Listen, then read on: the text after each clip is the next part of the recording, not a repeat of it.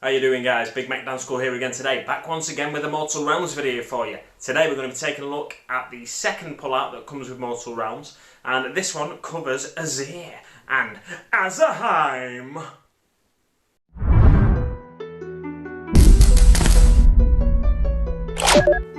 So, reading through this booklet, I'm pretty much going to read everything that's in it. There's not an awful lot in it. But yeah, I'll just go over what's in it and the lovely artwork that's in it as well. Proud and glittering, Azyrheim is the greatest city in the mortal realms, founded by Sigmar himself between the vast peaks of encircling mountains. From the gleaming gates of this metropolis, the armies of retribution march forth to punish the agents of chaos wherever they lurk. Azyrheim's streets ring with the industry of war. Oh, I nearly made it all the way through without any slip-ups then. Not quite though, as I never do, or rarely do. Bastion of Order, Azyrheim is known by many names, and it's home to many different peoples. Amongst its titles are the Eternal City and the City of the Lost.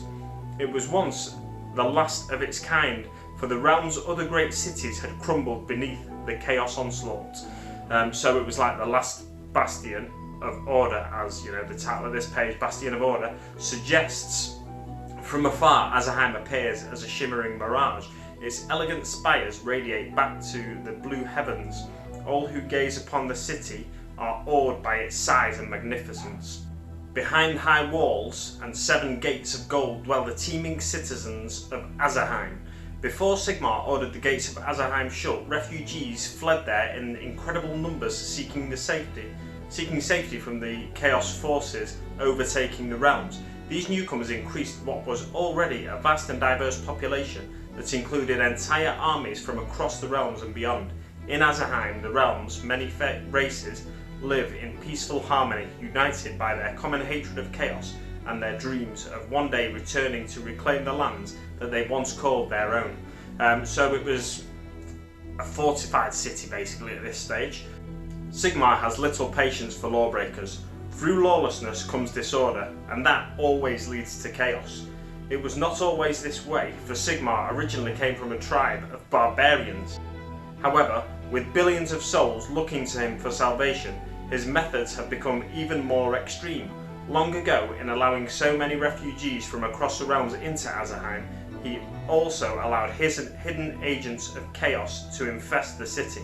Matters eventually came to a head, and Sigmar himself descended, slaying every citizen who bore the mark of chaos or who held hatred in their hearts. When it came time to reclaim the mortal realms and drive back the forces of chaos, the Stormcast Eternals did not march from Azyr alone. The free people of Azyrheim gathered for the great war to come. Warriors from every race drilled relentlessly for war, taking part in mock battles and tournaments. This training would serve them well when they came to meet the forces of chaos in battle. All citizens of Azyrheim came together with a single purpose: to reconquer the realms in the name of civilization. It was a cause that every citizen would gladly lay down their lives for. So the forces that sheltered behind the fortified city of Azyrheim then went out back into the mortal realms to reclaim the lands that they once called their own. So you'll notice the artwork behind me is switched now, and this is Azyr, the domain of Sigmar. The God King Sigmar has always had a close connection to the realm of the heavens. It was there that he first entered the mortal realms. He strode across the lands, spreading civilization throughout the realm. Slowly the grand city of Azyrheim took form, becoming the stronghold of Sigmar's followers. High above Azyrheim, the wondrous Sigmarabellum was constructed with the aid of the gods Grugni and Teclis. The Sigmarabellum was built around Malus, the broken remains of a shattered world. It's so huge that it could hold Azyrheim's entire population several times over. The Sigmarabellum plays host to several of the most important structures in Azyr.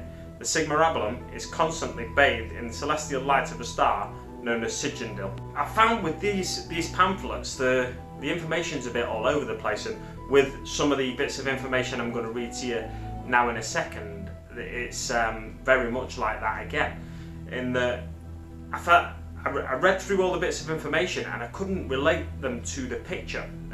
So I had to start reading through the information again, and then I was like, oh well, that's that, and then I could sort of trace where the other things were, because each circle of information you get on this page gives you information about a particular part of Azyr, or a particular feature or landmark in Azyr, and without being able to first identify one of them, you can't really trace it to the other, because I think my first mistake was Sigindil is a star that lights Azyr. It sits above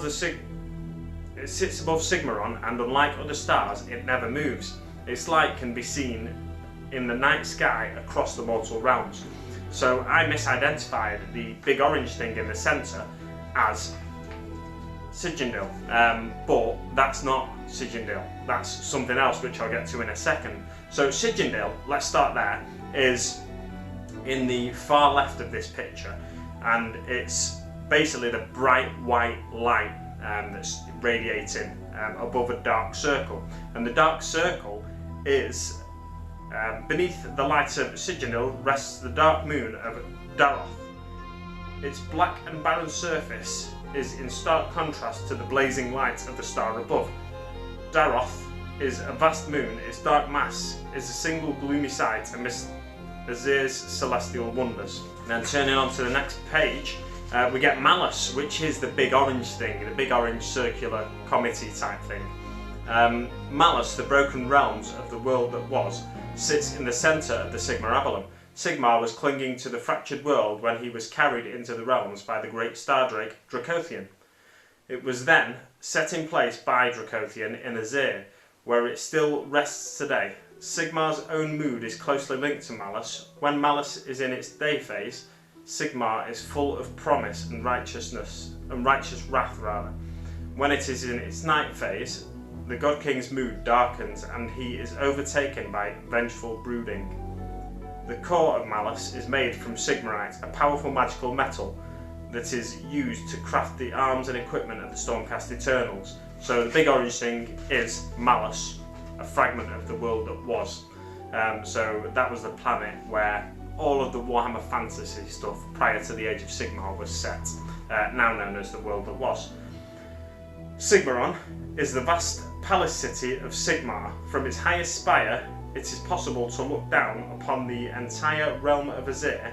The anvil of Apathesis is contained within the walls of Sigmaron, and it is here that the Stormcast Eternals are forged, along with their armour and weapons rather. So Sigmaron is a vast palace city, and it is, as best as I can tell, if you know better than me, feel free to say, but as best as I can tell, it is the sort of spired city that sits directly below the star, Sigindil, and on top of the moon, on the northernmost part of the moon, Daroth. So I think that is Sigmaron, basically. Let me just check that. Yeah, I think that is Sigmaron, the city that sits on top of the moon and directly below the star. And then there's the Sigmarabellum, which encircles Malus, so it's the entire structure that goes around this giant orange ball in the sky. The Sigmarabellum encircles Malus, vast beyond belief. It hosts laboratories, alchemical workshops, forges, observatories, and other magical and scientific constructions. The brightest minds in Azyr work at every hour to provide Sigmar's armies with some of the most powerful equipment and strongest armour, and deadliest weapons known to mortal man. So that's it, that's all the information you're getting in this. And it's a lot of information to take in all at once, so I think the best thing to do is, like I said, read through it once, and then try and identify something for definite. So the star is the first thing you identify, and then as it, in the other bits of information, as it talks about the moon in relation to the star, then you go to the moon, and then you can sort of use previous bits of information to identify what it's talking about in the next bit of information, if you get my meaning. But otherwise, I found it, on a single reading, I found it quite difficult to identify, because I misidentified Malus, the big orange burning ball in the middle. You know, that's what I know a star to be. When you look at our own sun, it's a big burning ball. So I thought the star was Malus. But as soon as I read through it again and I managed to identify everything for what it actually was, it made a lot more sense. But it still doesn't make a lot of sense because physically, with the laws of physics in the real world, it's hard to relate to something like that. It's very, very high fantasy, this sort of stuff. So it just takes a couple of readings before you actually can fully understand what it is, I'd say. Yeah, I'll leave it there for now. Stay tuned for another Mortal Realms video coming next week. Hopefully I'll have another issue of the magazine, but we'll see. Thanks very much for watching, guys, and I'll see you on the battlefield.